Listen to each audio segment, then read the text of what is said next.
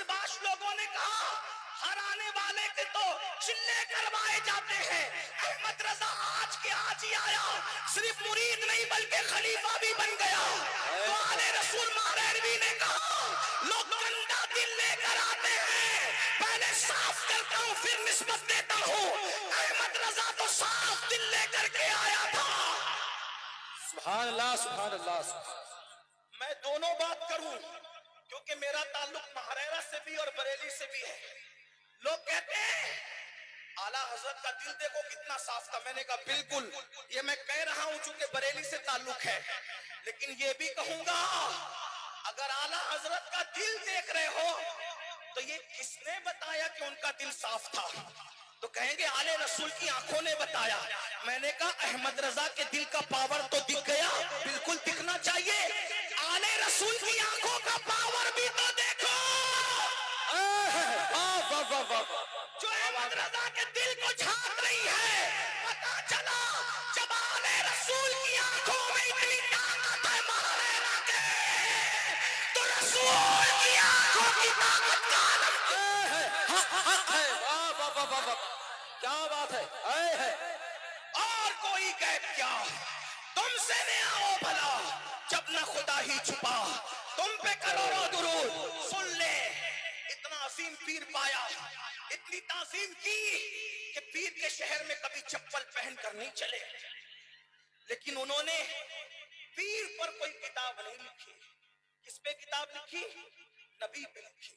جانتے تھے پیر پر میں پوری دنیا کو متفق نہیں کر سکتا کیونکہ پیر سب کے الگ الگ ہیں، مگر عشق مصطفیٰ پر میں پوری دنیا کو متفق کر سکتا ہوں کیونکہ نبی سب کے ایک ہے۔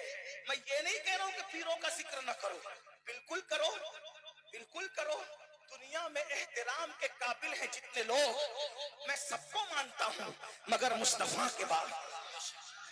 بڑی معذرت کے ساتھ ایک بات کہوں، آج کل ہمارا حال یہ بھائیوں، جب نبی کا ذکر ہوتا ہے ہماری محفلوں میں سناٹا ہوتا ہے، اور جب پیر کا ذکر ہوتا ہے پیسے لٹائے جاتے ہیں، محفل زندہ ہو جاتی ہے۔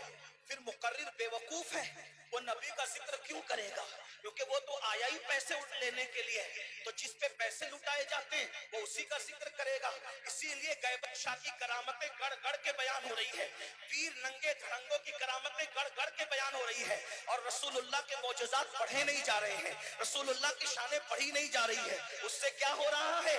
لوگوں کو نبی کا کچھ نہیں پتا اور گڑی ہوئی کرامتوں میں لوگ الجھ کر کے رہ گئے۔ اس لیے میری گزارش ہے، اللہ اکبر، دیکھو ذکر سب کا کرو مگر قرآن اٹھا کر کے دیکھو، قرآن نے سب سے زیادہ جس کا ذکر کیا ہے اسی محمد الرسول اللہ کا ذکر کرو۔ اللہ اکبر، پوری ہدایت بخشش اٹھا کر کے دیکھ لو، اعلیٰ حضرت نے سب سے زیادہ جس کا ذکر کیا ہے اسی کا ذکر کرو۔ غوث اعظم کی زندگی دیکھ لو، سب سے زیادہ جس کا ذکر ہے اس کا ذکر کرو۔ اعلیٰ حضرت کیا فرماتے ہیں؟ جب گستاخیاں ہو تو کرنا کیا ہے؟ عاشقوں کو ذکر رسول میں گرم جوش، خوب حضور کا ذکر۔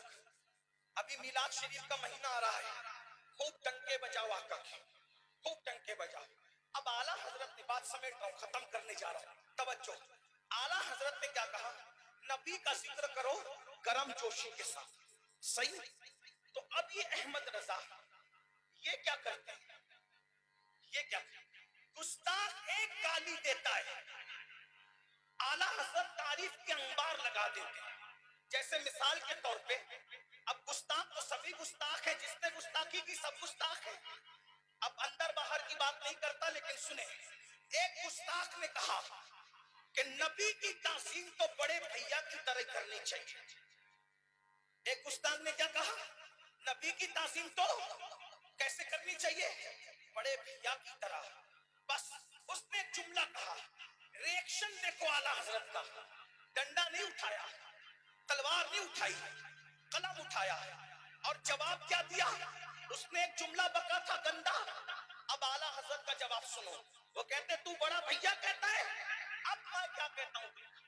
ذکر رسول کرم جوشی کے ساتھ، تو بڑا بھیا کہتا ہے اللہ جی، اب احمد رضا کا تیور دیکھ، تو نے ایک جملے بڑا بھیا کا، اب مجھ سے سن جواب۔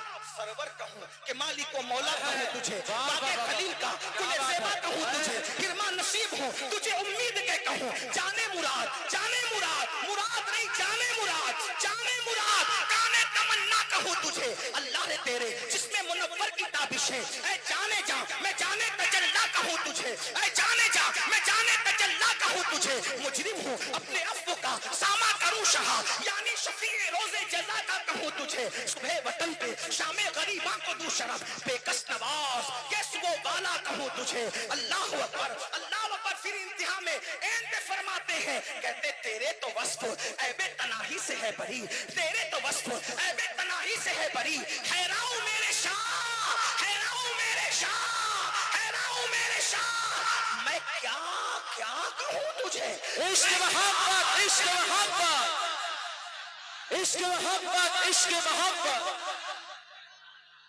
हैराऊ मेरे शाह मैं क्या क्या कहूँ तुझे और कह लेगी सब कुछ उनके सनाखा के खामोशी चुप हो रहा ये कह के मैं क्या क्या कहूँ तुझे अब सवाल पैदा होता है और क्या क्या कहोगे आप